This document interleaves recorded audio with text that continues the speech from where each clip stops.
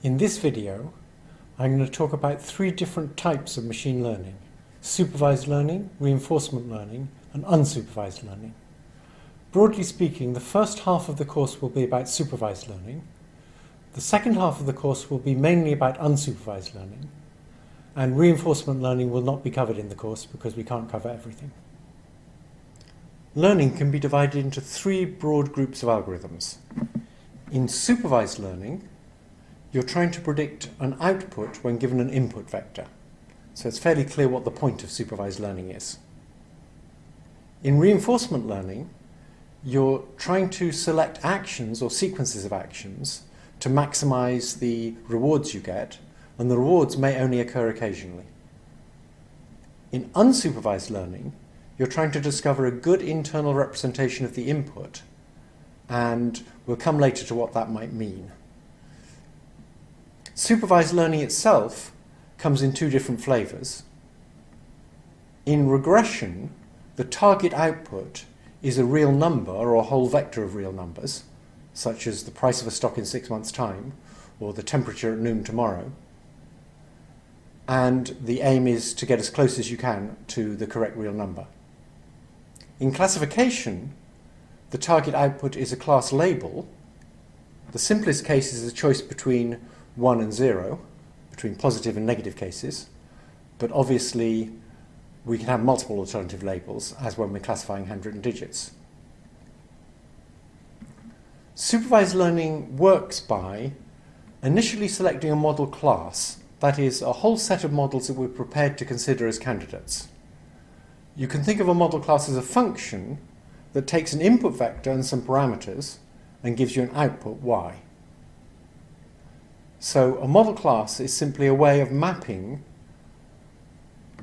an input to an output using some numerical parameters w, and then we adjust these numerical parameters to make the mapping fit the supervised training data. What we mean by fit is minimizing a discrepancy between the target output on each training case and the actual output produced by our machine learning system. And an obvious measure of that discrepancy, if we're using real values as outputs, is the squared difference between the output from our system, y, and the correct output, t, and we put in that half so it cancels the two when we differentiate. For classification, you could use that measure, but there's other more sensible measures which we'll come to later, and these more sensible measures typically work better as well.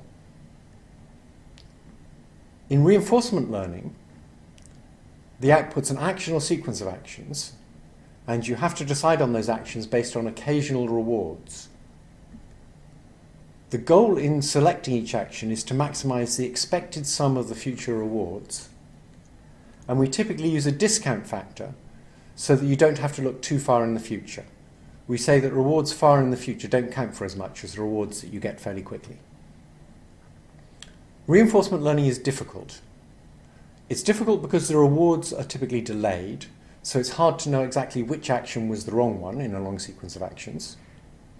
It's also difficult because a scalar reward, especially one that only occurs occasionally, does not supply much information on which to base the changes in parameters.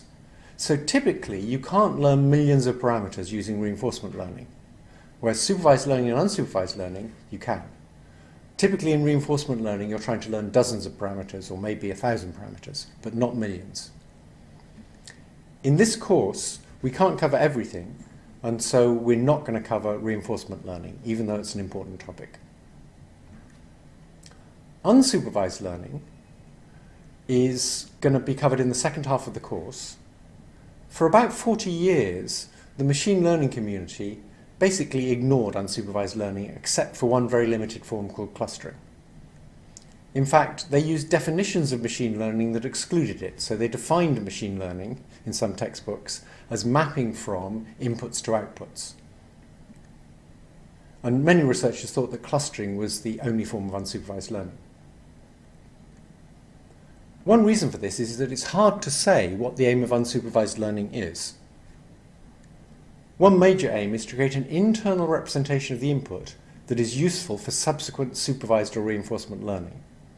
And the reason we might want to do that in two stages is we don't want to use, for example, the payoffs from reinforcement learning in order to set the parameters for our visual system.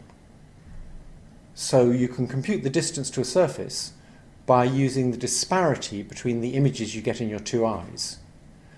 But you don't want to learn to do that computation of distance by repeatedly stubbing your toe and adjusting the parameters in your visual system every time you stub your toe. That would involve stubbing your toe a very large number of times, and there's much better ways to learn to fuse two images, based purely on the information in the inputs. Other goals for unsupervised learning are to provide compact, low-dimensional representations of the input. So high-dimensional inputs, like images, typically live on or near a low-dimensional manifold, or several such manifolds in the case of the handwritten digits. What that means is, even if you have 1 million pixels, there aren't really 1 million degrees of freedom in what can happen. There may only be a few hundred degrees of freedom in what can happen. So what we want to do is move from 1 million pixels to a representation of those few hundred degrees of freedom, which would be equivalent to saying where we are on a manifold. Also, we need to know which manifold we're on. A very limited form of this is principal components analysis, which is linear. It assumes that there's one manifold, and the manifold is a plane in the high-dimensional space. Another definition of unsupervised learning, or another goal for unsupervised learning, is to provide an economical representation for the input in terms of learned features. If, for example, we can represent the input in terms of binary features, that's typically economical because it only takes 1 bit to say the state of a binary feature. Alternatively, we could use a large number of real-valued features, but insist that for each input, almost all of those features are exactly 0. In that case, for each input, we only need to represent a few real numbers, and that's economical. As I mentioned before, another definition of unsupervised learning, or another goal for unsupervised learning, is to find clusters in the input. And clustering could be viewed as a very sparse code. That is, we have one feature per cluster, and we insist that all of the features except one are 0, and that one feature has a value of 1.